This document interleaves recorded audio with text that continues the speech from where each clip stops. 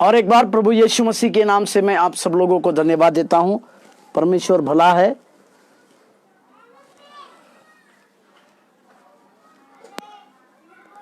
परमेश्वर भला है और परमेश्वर ने अपनी भलाई के कारण हम लोगों को आज तक जीवित रखा और इस जीवितों की भूमि में परमेश्वर ने रखा उसके कार्य के लिए, उसके अनुग्रह के लिए। और उसके अनुग्रह को चलाते हुए परमेश्वर ने हमारे जीवनों में जो कार्य किया, इसके लिए हम धन्यवाद देते हैं। और परमेश्वर की सारी पर्याप्त बातों के लिए मैं धन्यवाद देता हूं। प्रभु के वचन के अनुसार हम अपने जीवन को बिताएंगे तो परमेश्वर हमें कभी भी लज्जित नहीं होने देता है। इस प्रकार की बातें और इस प्रकार के कई एक वचनों को हम इस पवित्र शास्त्र में देखते आते हैं और लगातार पढ़ते आते हैं। इसी के लिए हमारे भी जीवन में परमेश्वर की बातें और परमेश्वर के कार्य प्रकट होने के लिए भी हम लगातार प्रभु से प्रार्थना करें कि परमेश्वर की दया और परमेश्वर के अनुग्रह की बातें हम लोगों के जीवन में लगातार होने पाए, उसके आशीष की बातें हम लोगों के जीवन में होने पाए, उसके अनुग्रह की बातें हम लोगों के जीवन में होने पाए। एक वचन के ऊपर मैं आपका ध्यान को केंद्रित करना चाहता हूं, या एक वचन को मैं आप लोगों के जीवन में देना चाहता हूं। जब परिस्थितियां विपरीत होती है या कई प्रकार के संघर्षों का सामना हमें करना पड़ता है या कई प्रकार के निगेटिव फोर्सेस हमारे पीछे लगातार चले आते हैं, तब परमेश्वर के दिए हुए उचित समय के अनुसार हमें प्रभु के उस कार्य को आगे लेके चलने की आवश्यकता है। उस समय परमेश्वर अपने प्रियजनों का हाथ थामते हुए इस प्रकार का वचन को हमारे जीवन में बोलते हुए या इस प्रकार के वचनों को प्रभु हमारे साथ करते हुए हम देखते हैं।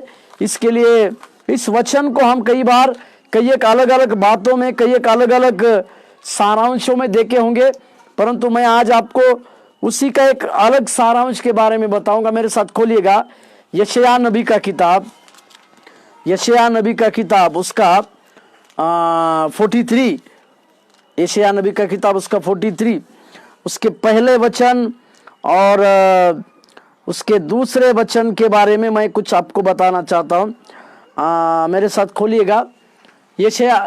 मैं फिर से इस बातों को दोहराऊं कि जब वातावरण विपरीत होता है, जब वातावरण की बातें हमसे विपरीत होती है या कई प्रकार के संघर्षों का सामना हम जब करते हैं, तो परमेश्वर अपने भुजबल को, अपने प्रताप को हमारे जीवन में लगातार देता है। या परमेश्वर हमारे जीवनों में इस प्रकार से बातें करना चाहता है। मेरे साथ खोलिए यशायाह नबी का किताब उसका 43 का उसका पहला वाक्य में इस प्रकार से आता है, हे इज़राइल तेरा रचने वाला और हे याकूब तेरा सृजनहार यहोवा अब यो कहता है, मत डर क्योंकि मैंने तुझे छुड़ा लिया है, मैंने तुझे नाम लेकर बुलाया है, तू मेरा ही है। Hallelujah, hallelujah. यहाँ पर परमेश्वर यहोवा यो कहता है बोल के जो शब्द को देखते हैं, वो शब्द मतलब क्या है कि परमेश्वर अपने लोगों के प्रति जो प्रेम को दिखाता है, परमेश्वर अपने लोगों के प्रति जो प्यार को दिखाता है, परमेश्वर अपने लोगों के प्रति जो संवेदना को दिखाता है, जो प्रेम को दिखाता है, वो प्रेम के बदले, उस प्रेम के बातों के चलते परमेश्वर जो है हमारे जीवन में इस प्रकार से बातें करता है, हमारे जीवन में इस प्रकार से कार्य करता है कि परमेश्वर यो कहता है कि यो कहता है, यहोवा यो कहता है, मतलब प्रभु हमारे जीवन में इस बातों को कहना चाहता है या परमेश्वर हमारे जीवन में इस प्रकार की बातों को लाना चाहता है या परमेश्वर हमें इस प्रकार से नई बातें समझाना चाहता है कि वो उसके जीवन के कई एक बातों को पूरी करने के लिए, परमेश्वर के दिए हुए कुछ बातों को पूरा करने के लिए परमेश्वर हमारे ऊपर अपने भुजबल, हमारे ऊपर वो अपना प्रताप को प्रस्थापित करना चाहता है। इसी के लिए यहां पर वो इस प्रकार से कहता है, हे इज़राइल। और हम सब लोग जानते हैं इज़राइल, याकूब को परमेश्वर ने उस पेनियल में, जब याकूब मनुष्य और परमेश्वर से प्रबल होने के बाद परमेश्वर से आशीष को चाहा तो परमेश्वर ने उसको इस प्रकार से कहा कि तू मनुष्य और परमेश्वर के ऊपर प्रबल हो रहा है, इसी के लिए आज से तेरा नाम याकूब नहीं होगा। या याकूब ने जैसे कहा कि जब तक तू मुझे आशीष ना दे मैं तब तक तुझे नहीं छोड़ूंगा। इसका क्या अर्थ है कि हमारे जीवन के कई एक प्रकार के आशीष रुकी है, या हमारे जीवन के कई एक प्रकार के बातें अभी तक रुकी हुई है। उन सारी बातों के चलते या उन सारी बातों में परमेश्वर अगर हम परमेश्वर से ये कहते हैं कि प्रभु मेरी जो सारी विनतियां हैं, मेरे जो सारे प्रार्थनाएं हैं, मेरी जो सारी बातें हैं वो आपके सम्मुख में रुकी है, या आप मुझे उस बातों का जवाब देने के लिए या उन सारी बातों के जवाब को देने हेतु हम आपसे विनती कर रहे हैं, मैं आपसे विनती को कर रहा हूं।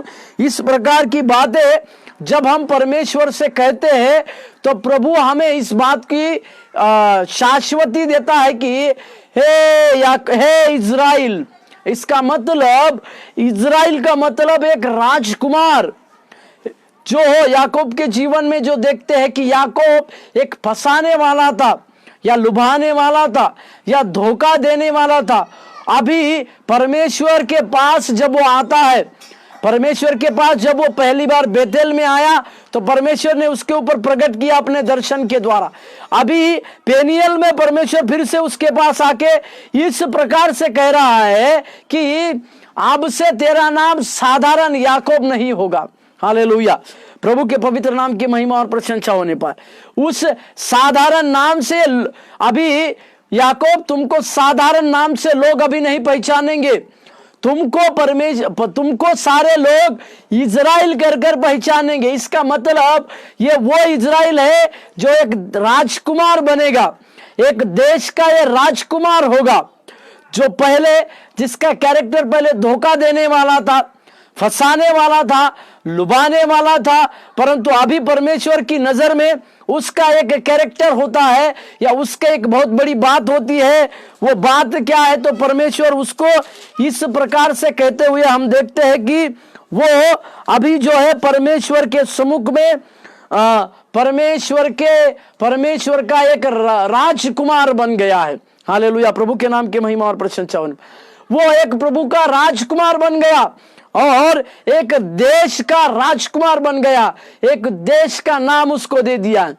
मेरे सहकर्मियों, मेरे प्रियजनों, मैं आज आपसे ये बात को कहना चाहता हूं कि जब कभी भी परमेश्वर हमारे छोटे से जीवन को देखता है, थोड़ी सी बातों को देखता है, तो परमेश्वर हमारे जीवन में इस प्रकार से चाहता है कि आपका नाम विशाल हो, आपका नाम सर्वश्रेष्ठ हो, आपके नाम को ऊंचा किया जाए, या फिर आपके नाम को और लोग प्रभु के द्वारा जाने, या हमारे घराने के लोग प्रभु के महिमा को जाने। इस प्रकार की बातें परमेश्वर हमसे करना चाहता है। हालेलुया, प्रभु के नाम की महिमा प्रशंसा। इस प्रकार की बातें मतलब परमेश्वर के लिखित वचनों के कई एक प्रकाशनों की बातें परमेश्वर हमसे और आपसे करना चाहते हैं। इस बातों को हमें और आपको समझने की आवश्यकता है। चाहे मेरा बैकग्राउंड, चाहे मेरा कैरेक्टर किसी भी प्रकार का होने पाए, परंतु जब मैं आशीष को प्राप्त करने के लिए या आशीष को पाने के लिए जब कभी भी मैं परमेश्वर के सम्मुख में आऊं तो परमेश्वर मुझे इस प्रकार से कहने पाए, हे इज़राइल, कि ये इज़राइल केवल नाम नहीं है या इज़राइल केवल राजकुमार बनने की बात नहीं है, परंतु परमेश्वर के द्वारा दिया जाने वाला बहुत बड़ा काम है। आज भी हमारे जीवन में प्रभु इस प्रकार से बातों को करने पाए, आज भी परमेश्वर हमारे जीवन में इस प्रकार से बड़े कार्य करने पाए कि परमेश्वर हमसे इस प्रकार से कहे कि तू मेरा इज़राइल है।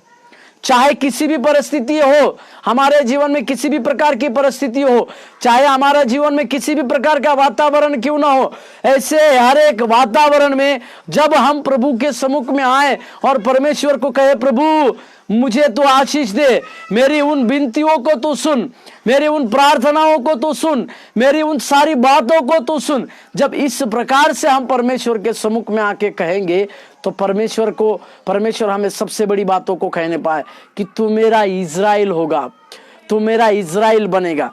इसी बातों को परमेश्वर जो है हमारे जीवन में जैसे उत्पत्ति का पत्री उसके 32 अध्याय और 28वां वाक्य अगर हम पढ़ते हैं, मेरे साथ खोलिएगा, उत्पत्ति का पत्री 32वां अध्याय और उसके 28वें वाक्य में स्वर्गदूत ने कहा उसने कहा, तेरा नाम अब याकूब नहीं परंतु इज़राइल होगा, क्योंकि तू परमेश्वर से और मनुष्य से भी युद्ध करके प्रबल हुआ है। हालेलुया। इसका मतलब याकूब ये बात को स्पष्ट रीति से जाना कि यदि ये कोई मनुष्य होता तो मैं इसको हरा देता, परंतु ये कोई मनुष्य की ताकत नहीं है, ये कोई परमेश्वर की अद्भुत ताकत है, जो अद्भुत ताकत रहने के चलते मैं इसके ऊपर प्रबल नहीं हो पा रहा हूं, या मैं इसके ऊपर प्रबल नहीं हो पा रहा हूं, इसके चलते ये जो है मैं इसके द्वारा कई एक बातों को कर नहीं पा रहा हूं। इसी के लिए परमेश्वर के द्वारा उसको एक नया नाम मिलता है और वो नया नाम है याकूब से इज़राइल। और परमेश्वर उसके लिए गवाही देते हैं कि तू मनुष्य और परमेश्वर से युद्ध करके प्रबल हुआ है। हमें परमेश्वर से युद्ध करने की आवश्यकता, मतलब हमारी आशीषों को प्राप्त करने के लिए हम परमेश्वर से दुआ चाहते हैं, या प्रभु हमारे जीवन में उस प्रकार की आशीषें मिले।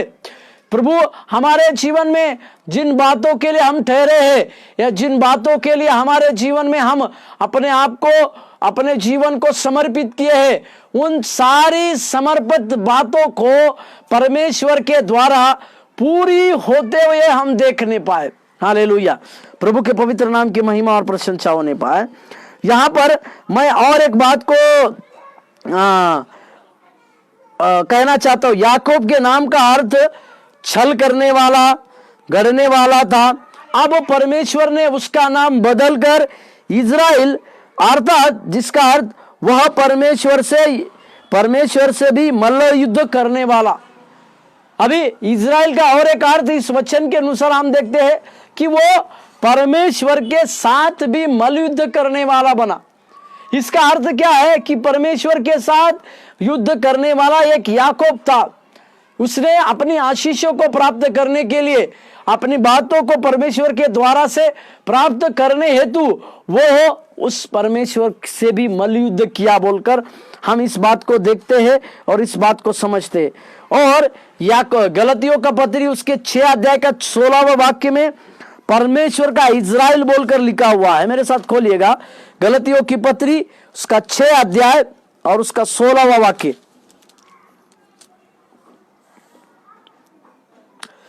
गलतियों का पत्री 6 अध्याय 16वें वाक्य को पढ़ रहा हूं। जितने इस नियम पर चलेंगे उन पर और परमेश्वर के इज़राइल पर शांति और दया होती रहे। परमेश्वर के इज़राइल पर, ये परमेश्वर का इज़राइल मतलब कौन है?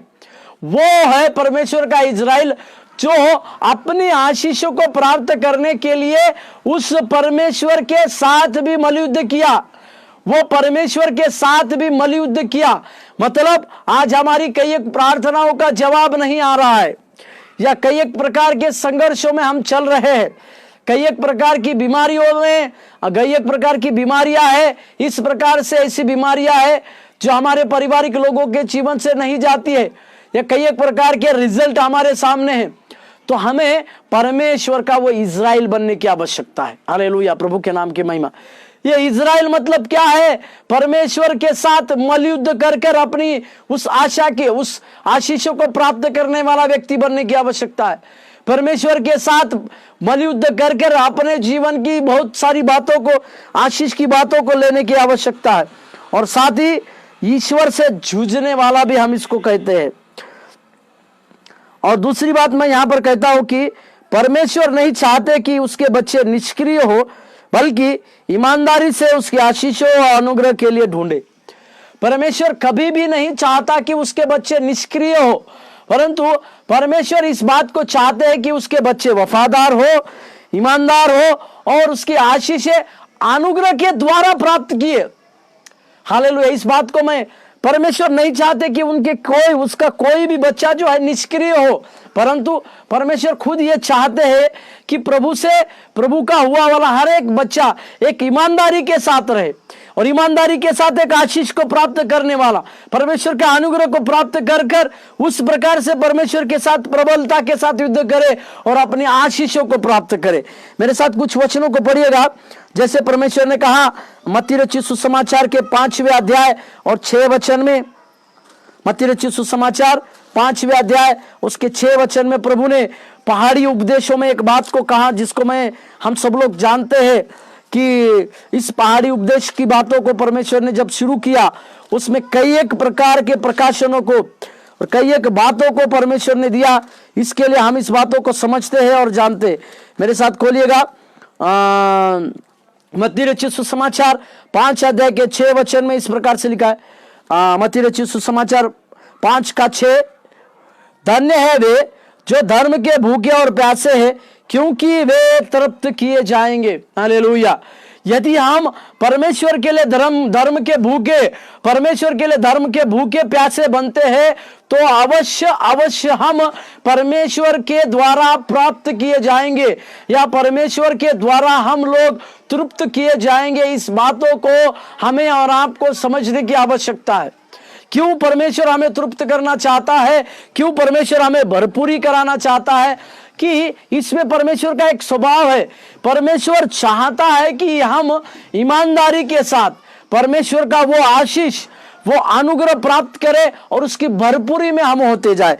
मेरे साथ और एक वचन जो 6 का 33 में हम पढ़ते हैं, मत्ती रचित सुसमाचार 6 के 33वें वाक्य में लिखा हुआ है कि परमेश्वर यीशु मसीह ने कहा, इसीलिए पहले तुम परमेश्वर के राज्य और उसके धर्म की खोज करो तो ये सब वस्तुएं भी तुम्हें मिल जाएंगी। तो परमेश्वर का राज्य, परमेश्वर का धर्म और परमेश्वर का राज्य, इसके हम खोजी होएंगे, इसकी खोज हम करेंगे तो वे सारी बातें जो हमारे जीवन के लिए आवश्यक है, वो सारे आशीष है जो परमेश्वर हमारे द्वारा देना चाहता है, उन सारी आशीषों को हम प्रभु के द्वारा प्राप्त करते हुए पाएंगे। इसमें कोई शक नहीं। परंतु हमें वफादारी के साथ, हमें ईमानदारी के साथ और हमें परमेश्वर के अनुग्रह के साथ में चलते हुए उन सारी आशीषों को प्राप्त करने की आशा है और प्राप्त करने की बात है।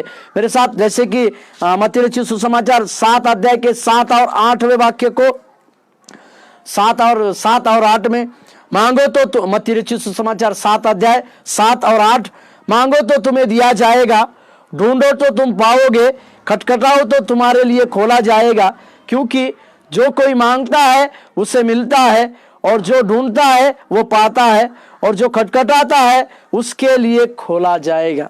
इसका मतलब हमें क्या मांगने की आवश्यकता है? प्रभु आपके धर्म की राज्य को हम मांगते हैं, परमेश्वर आपके राज्य की बातों को हम मांगते हैं, परमेश्वर आपके उस द्वार को हम खटखटाते हैं। प्रभु जी, परमेश्वर उस बातों को हम खटखटाते हैं।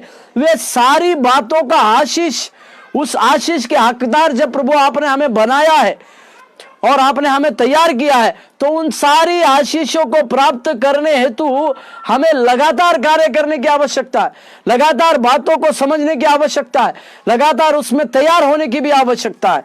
साथ ही मेरे साथ और एक वचन को पढ़िएगा, मत्ती रचित सुसमाचार उसके 11 का 12, मत्ती रचित सुसमाचार उसके 11 अध्याय के 12वें वाक्य में, मत्ती रचित सुसमाचार 11 अध्याय का 12, यूहन्ना बपतिस्मा देने वालों के दिनों से अब तक स्वर्ग के राज्य में बलपूर्वक प्रवेश होता रहा और बलवान उसे छीन लेते हैं। Hallelujah, hallelujah. इसका मतलब क्या है कि परमेश्वर चाहते हैं कि हमें उस स्वर्ग का राज्य जो है, हम उस धार्मिकता के भूखे बनकर परमेश्वर के कार्य को प्राप्त करते हुए या प्रभु की कुछ बातों को प्राप्त करते हुए परमेश्वर के द्वारा ही हम उसको प्राप्त करें। और परमेश्वर की कार्यों को हमारे जीवन में जब हम होते हुए देखेंगे तो परमेश्वर हमारे लिए कई एक बातों को कार्य में लाता है और कई एक कार्यों को हमारे जीवन में करते हुए हम देखते हैं।